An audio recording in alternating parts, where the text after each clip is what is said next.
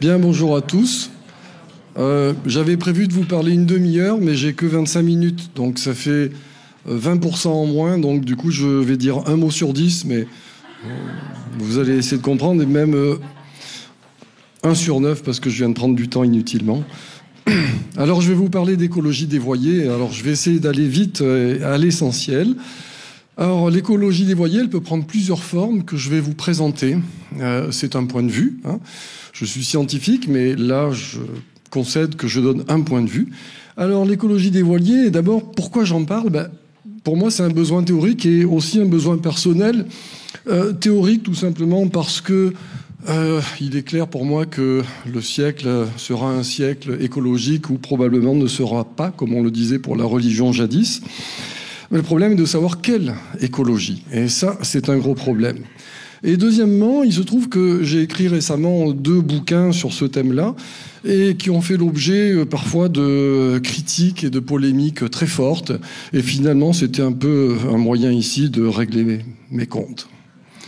Enfin, pas tout à fait parce que j'ai pas le temps, mais un petit peu quand même. Alors, de mon point de vue, il y a 3 grandes expressions problématiques de la pensée écologique. Il y en a d'autres, mais je peux pas toutes les présenter, mais il y en a 3 principales que je vais décliner ensuite, et ensuite je vais dire comment elles se présentent et comment elles fonctionnent.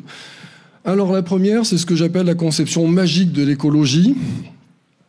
On pourrait dire mystico-magique, et une autre, c'est l'écologie d'extrême droite. Et alors, très bizarrement, ça va peut-être vous choquer et peut-être même en irriter certains, c'est possible, mais ces 2 conceptions problématiques de mon point de vue de l'écologie, en fait, sont sous-tendues par les mêmes processus cognitifs ou neurocognitifs. C'est-à-dire que c'est les mêmes processus mentaux qui conduisent à l'un et à l'autre. Alors, évidemment, je les distingue, je les confonds pas, mais il y a une base cognitive commune.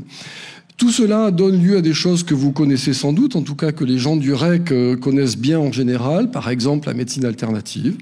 C'est lié à ce domaine-là, aux 2. Les dérives sectaires, évidemment, qui sont extrêmement répandues dans ce domaine-là, de cette appréhension-là de l'écologie. L'écoterrorisme, qui est présent dans les 2 registres. Le mouvement New Age, que tout le monde connaît bien sûr. Le racisme, la xénophobie, le repli identitaire, qui est davantage la marque, évidemment, de l'écologie d'extrême droite. Donc, je vais en dire quelques mots. Et puis, il y a une autre forme d'écologie, pour moi, dévoyée, dans laquelle je suis sûr qu'un certain nombre d'entre vous, de personnes du REC, adhèrent. Donc, je sais que ça peut être un peu chaud. C'est ce que j'appelle l'écologie à allure rationnelle. Je dis bien à allure rationnelle, c'est-à-dire elle a tous les stigmates de la rationalité, mais de mon point de vue, elle les a pas forcément. Et cette écologie à allure rationnelle, elle est fondée sur un déni. D'abord, un déni de la catastrophe environnementale que nous vivons, et deuxièmement, sur la croyance infondée, c'est une croyance infondée, du pouvoir absolument absolu de la technologie et de la science. Et tout ça, ça donne lieu à 2 choses que vous connaissez peut-être, mais que je vais présenter, qui sont le cornucopianisme et le transhumanisme. C'est 2 formes qui sont assez proches. Voilà, je vais décliner tout ça maintenant rapidement. Alors, vous allez me dire, mais qu'est-ce qu'il y a de commun entre les 2 premières formes d'écologie, l'écologie magique et l'écologie d'extrême droite? Apparemment, elles sont très éloignées. D'abord, premier point commun, il y a une forme d'idolâtrie de la nature, avec un grand N. La nature comme étant bonne par essence. Il y a le concept de préférence naturelle qui a bien été étudié par les psychologues. Si on vous donne 2 substances identiques chimiquement, mais qu'on vous dit l'une est naturelle, l'autre ne l'est pas, vous préférez prendre celle qui est naturelle, ce qui relève de la pensée magique, d'ailleurs. Alors c'est complètement idiot, bien sûr, parce que si vous dégustez un amanite phalloïde, c'est naturel, mais ça vous fera pas du bien. Mais c'est un concept vraiment très clairement identifié de pensée magique. Ésotérisme et mysticisme, alors on retrouve très fréquemment dans ces 2 conceptions de l'écologie une approche holistique, c'est-à-dire l'accent étant mis sur le fait qu'on ne peut pas appréhender les choses de manière analytique, mais qu'on doit toujours les appréhender comme un tout. Et on sait très bien que ces conceptions holistiques ou systémiques sont très intéressantes, mais elles peuvent dériver et constituer un tremplin à la pensée magique, ce qui est le cas ici. Et je vais vous en donner quelques exemples, si j'arrive à faire fonctionner le truc. C'est pas mon appareil, alors. Bon, écoutez, j'avance comme ça. Ah, ça avance plus du tout, là, du coup. Il va falloir que le technicien m'aide et vous me donnez 1 minute en plus.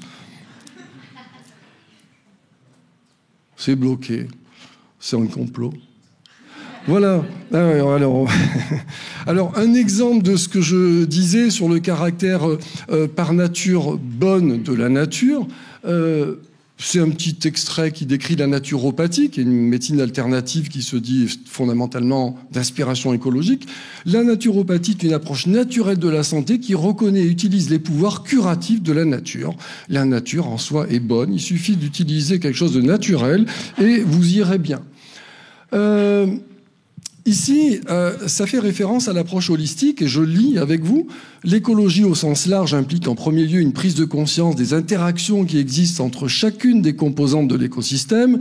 Le premier constat est que rien n'est séparé, chaque être vivant ne pouvant survivre que dans son environnement, dans un total de dépendance, rapport de dépendance totale avec le tout. Bon, on ne peut pas remettre clairement en cause ça, c'est le principe de l'écologie, c'est l'étude des interactions complexes entre les êtres vivants d'un écosystème. Oui, sauf que déjà, le tout avec un grand T, on sent qu'on est en train de mettre le pied dans quelque chose de dangereux. Et voici la suite du texte. C'est pas moi qui l'invente, c'est la suite du texte.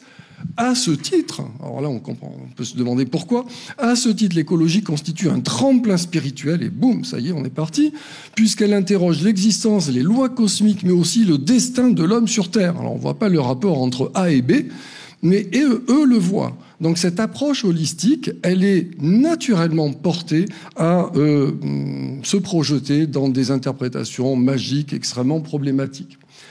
Misanthropie, c'est quelque chose qu'on trouve, alors davantage dans l'écologie d'extrême droite, mais aussi dans l'écologie mystico-magique.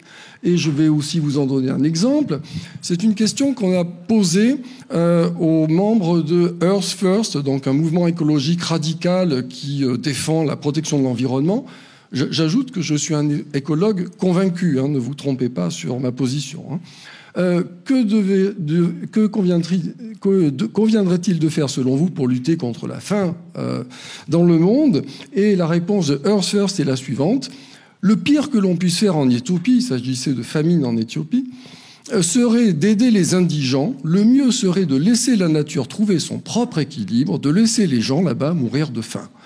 La nature est bonne, elle fonctionne bien. Donc si les gens meurent de faim, c'est que la nature le veut bien. C'est un mouvement issu des deux premières formes d'écologie dévoyée que j'ai indiquées. Et vous retrouvez à peu près la même chose écrite par Pentti Linkola, qui est un écofasciste éco-terroriste nordique, et qui dit la chose suivante. Le pire ennemi de la vie, c'est trop de vie, notamment l'excès de vie humaine. On n'est pas loin de l'idée de la nécessité d'un génocide pour pouvoir sauver la planète. Associé à tout ça, on retrouve systématiquement dans ces deux premiers courants le rejet de la science, le rejet des Lumières en tant que philosophie des Lumières, et le rejet de l'humanisme. C'est aussi un point transversal. C'est pourquoi ces deux psychologies, deux formes d'approche de l'écologie sont assez proches. Et puis on va retrouver quelque chose qui est typique de la pensée magique, qui est la projection d'intentionnalité, c'est-à-dire le fait de percevoir dans un processus mécanique quelque chose qui est en fait doté d'intention, c'est-à-dire d'âme. Et ça, on sait que ça va être très souvent l'amorce de pseudo-spiritualité et de pensée magique. C'est un petit extrait de Thoreau, qui est un des pères fondateurs de l'écologie politique, un très grand écrivain que je respecte par ailleurs, qui dit la chose suivante. La terre que je foule aux pieds n'est pas une masse inerte et morte, elle est un corps, elle possède un esprit, elle est organisée, perméable à l'influence de son esprit, ainsi qu'à la parcelle de cet esprit qui est en moi. Donc on identifie tout de suite que la nature, c'est pas seulement la nature, c'est déjà quelque chose d'animé au sens littéral du terme, c'est-à-dire doté d'une âme. Et ici, c'est un journaliste, alors je le cache, parce que sinon vous n'allez pas m'écouter, je sais comment ça fonctionne, ces bêtises-là, c'est un journaliste qui essaye d'interpréter la crise du Covid. Et si vous avez suivi l'actualité à ce moment-là, vous avez peut-être constaté que les journalistes, enfin, certains journalistes avaient adopté une prose totalement, on va dire, mystico-magique, qui était destinée à donner de l'intention à ce que faisait la planète en nous donnant, en nous attribuant, en nous punissant par le Covid. Et si enfin la Terre, dans un réflexe de survie, alors que ses ressources faiblissent dangereusement et que le réchauffement climatique dont l'homme est responsable la tue à petit feu, avait trouvé en ce virus, le Covid, le moyen de détruire en retour son plus grand prédateur, celui qui, justement, l'a détruit minutieusement depuis des dizaines de milliers d'années, Philippe d'Inacera. C'est totalement un propos de pensée magique. C'est percevoir dans la Terre la possibilité de penser et d'avoir des objectifs. Vous connaissez peut-être l'hypothèse Gaïa du grand biologiste James Lovelock, qui a compté en biologie, mais qui s'est un peu, à mon avis, emporté dans son interprétation de la planète comme étant dotée d'un esprit, c'est l'hypothèse Gaïa, et James Lovelock dit la chose suivante: le Covid-19 est une des premières tentatives de la planète bleue pour se protéger de l'espèce humaine. C'est totalement délirant, et c'est propre à ces deux conceptions de l'écologie qui sont, de mon point de vue, très problématiques. Maintenant, l'écologie d'extrême droite radicale a quand même des petites caractéristiques en plus qui lui sont propres, que vous connaissez, mais que je vais quand même rappeler. D'abord, ce slogan, le sang et le sol, qui est un slogan qui a été très présent à la fin du 19e siècle et qui a été l'amorce de la pensée nazie, c'est-à-dire à la fois le sang, la biologie, la nature, et le sol, la terre, la patrie. Donc l'association du nationalisme et de la nature. C'est passé très vite là. Je ne sais pas pourquoi je suis revenu en arrière, excusez-moi, voilà. Et c'est très bien analysé par un politologue qui s'appelle Olsen, qui dit en fait la politique de la nature, politique écologique si vous voulez, est en même temps, bien souvent dans ce courant-là, une politique de l'identité, au sens de l'identité nationale bien sûr. C'est parfaitement explicite dans les propos de Jordan Bardella, excusez-moi pour faire de la pub pour ce monsieur, mais les frontières sont les meilleurs alliés de l'environnement, c'est grâce à elles que nous sauverons la planète. On voit très bien la conjonction extrêmement opportuniste de l'écologie et de l'extrême droite radicale. La suite, c'est pas Jordan Bardella, attention, c'est un slogan d'écofascistes de droite qui dit « sauvons les abeilles, mais tuons les migrants ». Parce qu'on peut sauver les abeilles et si on prend les migrants, au contraire, ça va contribuer à détruire les abeilles. Brenton Tarrant, je ne sais pas si vous savez qui est, mais c'est le terroriste à l'origine de l'attentat de Christchurch en Nouvelle-Zélande, qui se dit lui-même écologiste. Et il dit la chose suivante: les envahisseurs, donc les migrants, si vous voulez, sont ceux qui participent à la surpopulation du monde. Il faut tuer les migrants, il faut éviter tuer cette surpopulation, et en ce faisant, nous sauverons l'environnement. Savitri Devi, c'est quelques exemples pour légitimer ce que je vous raconte. Savitri Devi, qui a été un peu une muse romanesque de l'Allemagne nazie, disait la chose suivante, qu'on retrouve très fréquemment: aimer les animaux, comme Marine Le Pen adore ses chats par exemple, aimer les animaux, haïssez le peuple, les gens, les humains, et haïssez la technologie. On retrouve le caractère anti-science, anti-rationalité, et elle finit par dire: de toute façon, la nature est nazie, vous ne pouvez pas la dénazifier. Tout ça a donné lieu à une caricature du darwinisme, en associant le darwinisme à la supposée loi de la jungle, ce qui est tout à fait une caricature, et par ce même fait, ça permet évidemment de justifier les inégalités sociales et aussi les inégalités raciales. Donc, tout un courant écologique, de mon point de vue, extrêmement problématique, parfaitement résumé par Piero San Giorgio, qui est un survivaliste d'extrême droite, qui dit la chose suivante: la véritable nature des Européens, c'est d'être un Waffen-SS, un lance-quené, un conquistador. On fait en sorte que des gens qui n'auraient pas dû exister existent, les faibles, les juifs, les arabes, les noirs, etc. On sauve les malades, les handicapés, on se demande bien pourquoi. C'est très bien, ça donne bonne conscience, mais c'est pas comme ça qu'on construit une civilisation, j'ajouterais forte, c'est comme ça qu'on la détruit. Voilà, une représentation assez orientée, je dois le dire, mais c'est quand même ça qui est au fond de ces conceptions de l'écologie.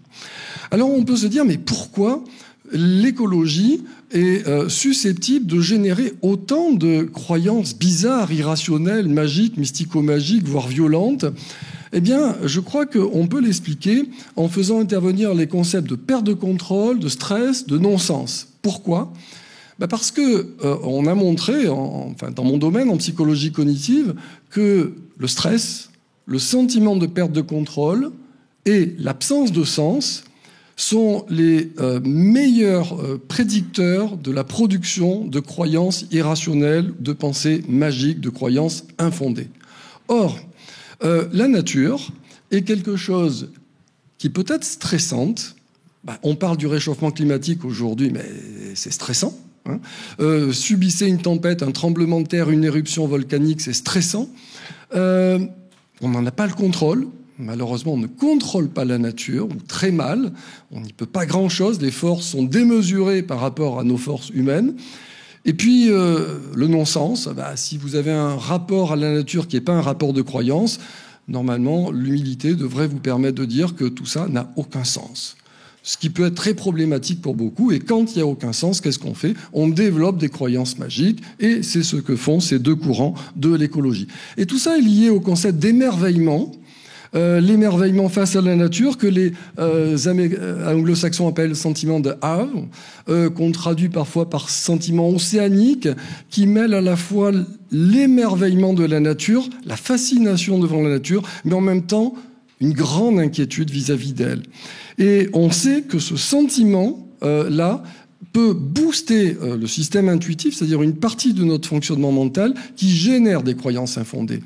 Et je vais vous lire un petit extrait d'un des premiers spationautes qui a été sur la Lune et qui, au moment d'atterrir, d'allunir, fait une expérience mystique incroyable et qui est probablement liée au stress, à la perte de contrôle et à l'absence de sens de ce qu'il était en train de percevoir. Et voici ce qu'il dit.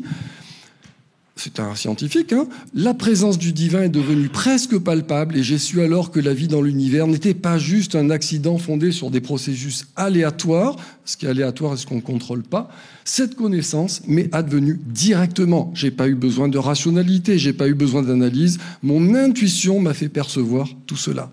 Eh bien, on peut penser que il y a quelque chose d'inhérent dans la nature qui contribue à ce que nous développions à son contact, parfois, pas tout le monde évidemment, des croyances magiques. Alors, je regarde mon heure, je ne sais pas trop où j'en suis. Maintenant, je vais présenter l'autre approche de mon point de vue problématique de l'écologie, celle qui peut-être est plus en phase avec beaucoup de gens qui sont ici, vu ce que j'ai entendu et ce que je sais, c'est le cornucopianisme, le transhumanisme, et vous allez voir un anthropocentrisme totalement délirant. En fait, c'est l'idée tout simplement que la science et la technologie seront les solutions qui nous permettront de maintenir nos objectifs de croissance infinie.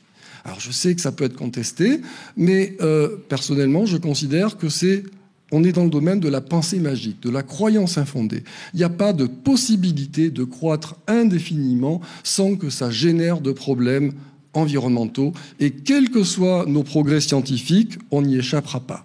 Mais ça, ce sont des gens qui disent « Non, non, il n'y a pas de problème, on va y arriver ». Alors, voici un petit texte de la Tribune, de quelqu'un qui est un cornucopien. Donc, un cornucopien, c'est quelqu'un qui croit que le problème environnemental va être résolu par la science. Cette vision catastrophique et millénariste, par exemple des collapsologues, cette vision catastrophique et millénariste ne correspond pas à la réalité. C'est pas si grave ce qui se passe.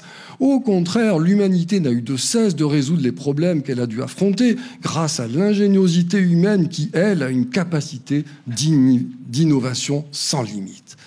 C'est d'une prétention incroyable qui est encore accentuée par ce que je vais vous lire maintenant, où on voit à quel point cette vision est très anthropocentrique. Si l'humain où toute forme de pensée consciente capable d'attribuer du sens vient à disparaître, la nature retournera à son absurdité.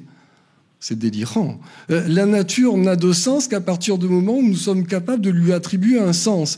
Et on voit que là, il renoue avec la pensée magique de ceux que j'ai présentés tout à l'heure. En fait, c'est totalement illusoire, bien sûr, parce qu'il n'y a pas de solution de ce type.